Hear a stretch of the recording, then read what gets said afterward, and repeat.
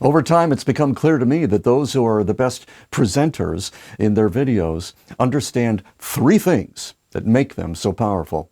And that's what makes the difference between coming off vain or anxious and needy rather than a trustworthy guide. I thought we all could use a reminder of these things from time to time.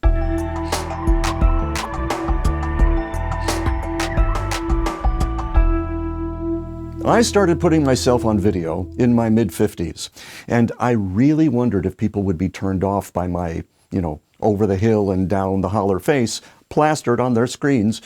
But I learned a few really helpful things that put my mind at ease. For one, that Grandma Moses was showing people how to paint on film into her 90s. Cosmopolitan magazine named her Young Woman of the Year when she was 88. Oh, and that was before 80 was the new 50. And we have lots more examples today. Drayton Bird is considered one of the world's leading experts on direct marketing. He has always been about the writing. He even has some best-selling books on the subject. So why, at the tender age of 87, is he making marketing videos? Michael Gerber, author of The E-Myth, was making videos on YouTube well into his 80s. And how could we forget Colonel Sanders, who was making TV commercials when he was 87? Why do you think people do things like that? Could it be that their mission is slightly more important than their doubt? Oh, and this is not about being on camera at a certain age. That was just how the problem manifested with me. So, what makes one person effective on camera while another struggles with crippling doubts? I think the high performers learn three things along the way, and the good news is that anyone can.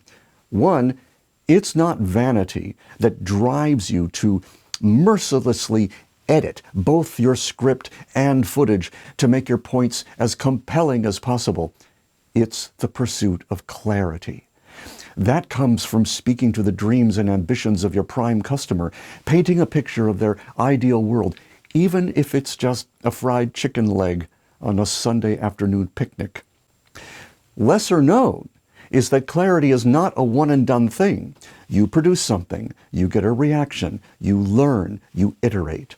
The mistake would be trying to be ever more persuasive. That comes out of a need to control how you're perceived, and no one can do that. In fact, it's vain to think you can. But the good news is you don't need to. Two, there is a big difference between hopping on camera in the hopes of being spontaneous and taking the time first to put your best foot forward, to become presentable. The uncomfortable fact is that pretty people go further in life. They make more money, get more opportunities, lighter prison sentences. They're more apt to be believed. The list goes on and on. However, all the rest of us, including Colonel Sanders, have just as much of a shot. Tons of research proves that showing up at your best in public is kind of like showing up for a job interview. Well-rested, smiling, hair in place, makeup on, and in a wardrobe that suits you. And that's before you even open your mouth. That's before anything we might call strategy.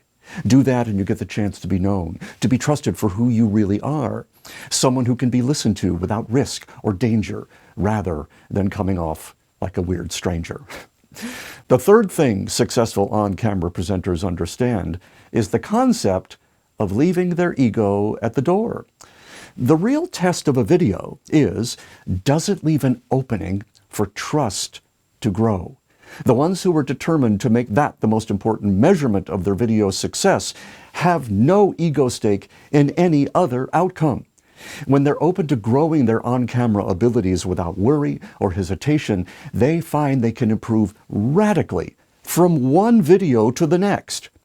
And judging by the ridiculous popularity of video sharing sites like YouTube, there may be no greater way to build trust than to literally step out of the shadows yourself and into the light of video. But video is just the vehicle.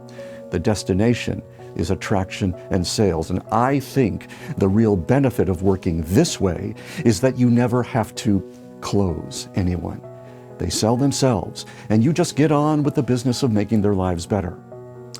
In short, worrying about how you look is simply not necessary as long as you do your best with what you've got. Being better on camera is just a business skill. It's not an exercise in vanity. This is how people become visible authorities. You know, in this world, people are now seen as little more than data points. So let your videos treat people like human beings and watch how this builds the fortunes of your company.